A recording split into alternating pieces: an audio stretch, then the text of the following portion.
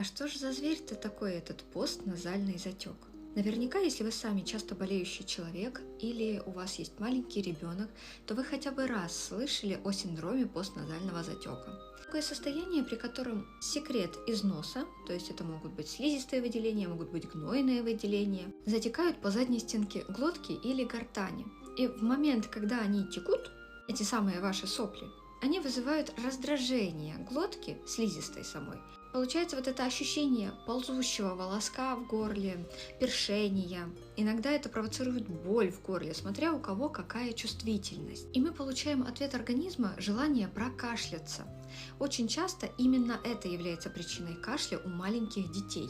И чаще всего именно на этот кашель я от мам слышу фразу бронхитный кашель. Как это получается? Секрет, который скапливается в глотке у ребенка, да, в горлышке, он там комком прям находится. То есть это такая струйка, которая постоянно течет.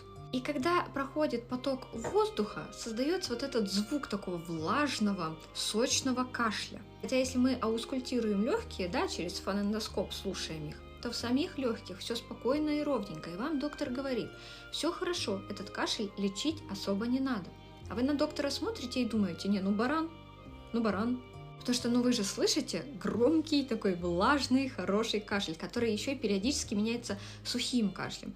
Потому что ребенок проглотил сопельку, которая там текла, прокашлялся, и следующая волна кашля, которая будет неизбежна, уже будет звучать сухо.